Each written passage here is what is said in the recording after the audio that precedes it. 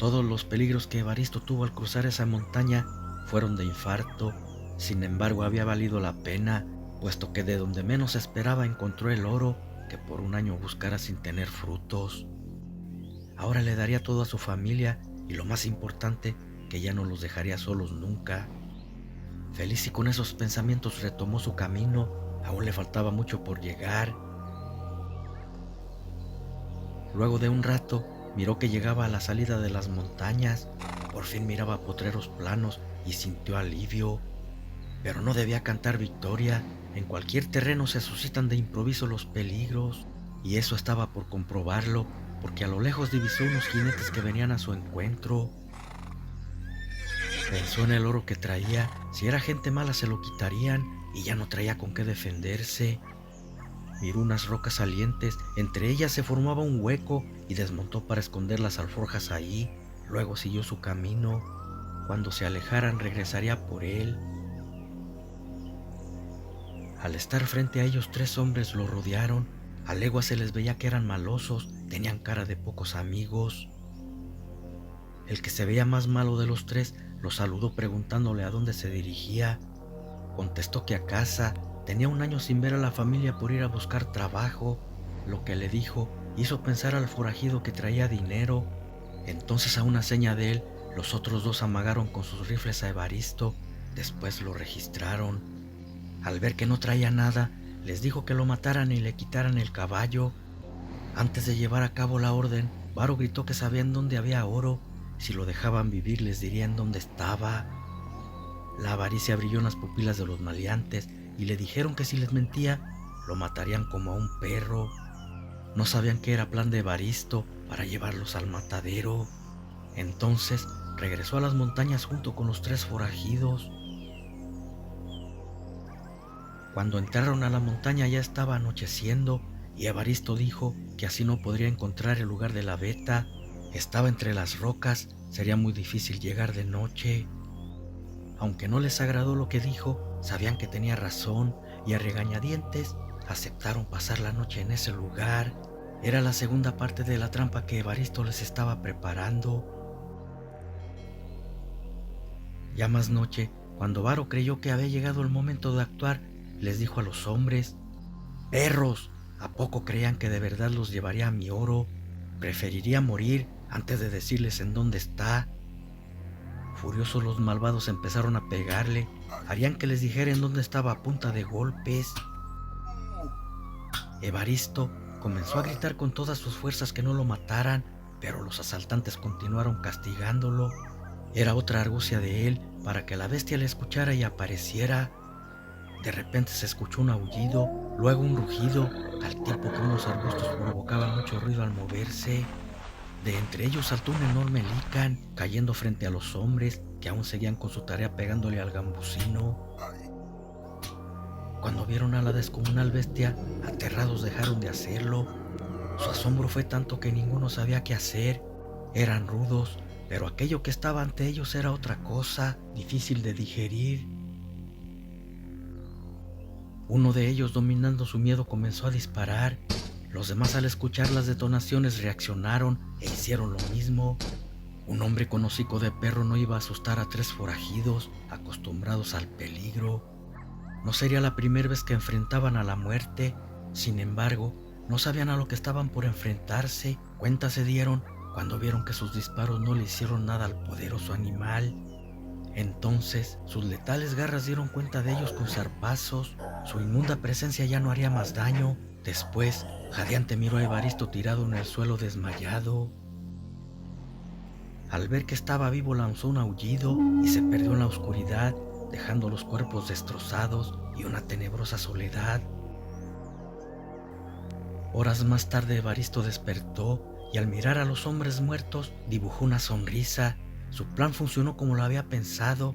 Quería decir que aquel lobo hombre sí lo estaba protegiendo, porque a él no le hacía ningún daño. ¿Pero por qué? Se hacía 1000 veces esa pregunta. No se dio cuenta que en esos momentos una sombra lo vigilaba entre la maleza silenciosamente. En cuanto amaneció, tomó los caballos y los rifles de los asaltantes. Luego se fue a donde estaba el oro. Llenaría las alforjas para llevarse lo más que pudiera. Ahora si traía con qué defenderse, no sería fácil sorprenderlo. Un par de días después, desde una lomita a la distancia miró su pequeño rancho. Se ubicaba entre el monte como muchos otros. Nadie en su casa lo esperaba. Por eso cuando escucharon el relinchar de los caballos, salieron rápido.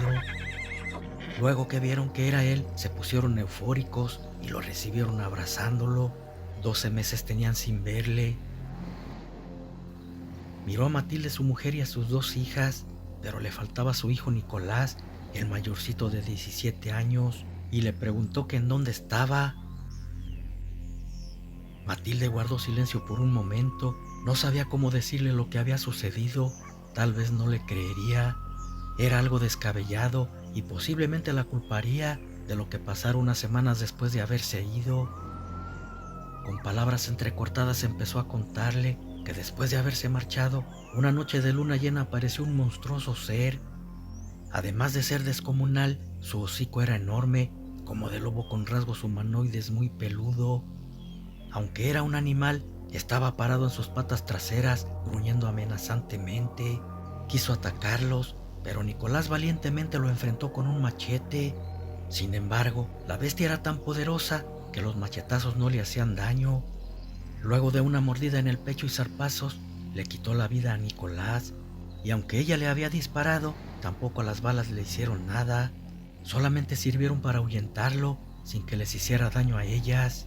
2 días después lo sepultaron en el patio, pero que eso no era todo, porque al siguiente mes de luna llena escuchamos aullidos y de un golpe derribaron la puerta. Entonces vimos a la bestia parada frente a nosotros. Creímos que nos atacaría. No obstante, después de emitir otro aullido, se fue para el monte. Pensábamos que era el mismo hombre lobo de la otra vez, pero cuando vimos la tumba abierta de Nicolás, nos dimos cuenta que era él. Se había convertido en Lican por la mordida que le dio el otro.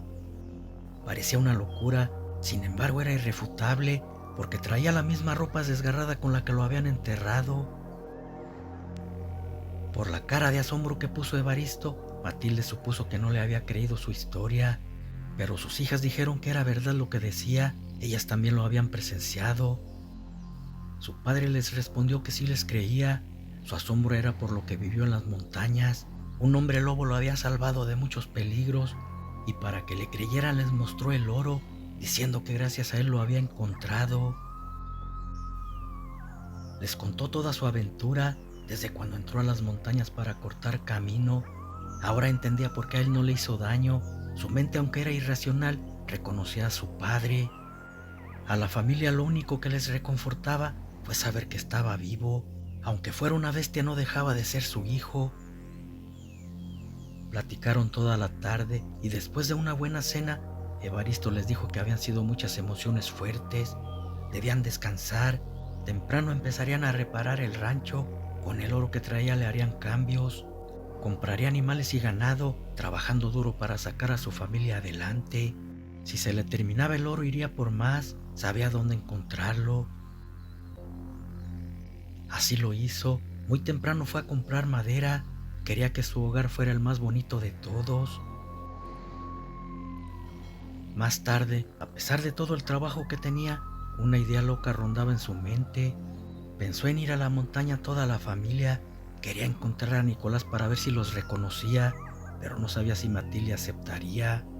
No era seguro, ya que por ser una bestia irracional, podría desconocerlos como sus padres. Con ellos se arriesgarían a que los devorara. Se los propuso. Al principio se negaron, pero los deseos de ver a su hijo eran muchos. Al final terminaron aceptando y decidieron ir por la montaña. Esa noche nadie podía dormir. La emoción de ir a encontrarse con Nicolás les quitaba el sueño. El encuentro podría ser bueno o malo. Todo dependería de cómo los viera la bestia. Por eso el nerviosismo de ellos. De repente el golpe de una ventana al romperse y un poderoso rugido los hizo estremecer. Por un momento pensaron que era su hijo el lobo. Sin embargo, no estaban seguros. Podría ser también el Lican que lo contagió. Corrieron y tomaron los rifles. Eran 4 y quizás entre todos lograrían acabar con él. Cuando estaban llegando a la sala derrumbó la puerta, preparándose para atacarlos entre gruñidos. Prepararon sus armas para dispararle, pero en eso apareció otro lobo por atrás de él, acertándole un zarpazo en la espalda. Furioso el Lican respondió a la agresión con sus descomunales garras, tratando de acabar con su agresor, sin saber que era su creación por no haberle cortado la cabeza cuando lo atacó. Nicolás, convertido en lobo, traía sed de venganza, quería destrozar a quien lo había contagiado, y eso le daba más poder. Los zarpazos eran brutales de uno y otro, deseaban terminar rápido con su oponente. Pero esta vez, la familia de Nicolás estaban preparados. Reconocieron al lobo malo por la herida que su hijo le hiciera en la espalda y empezaron a dispararle. Sus balas tal vez no lo matarían, pero ayudaría a Nicolás dándole ventaja. Así sucedió, el lobo no sabía qué hacer, los disparos lo distrajeron. Entonces su hijo aprovechó esa oportunidad, degollándolo de un zarpazo.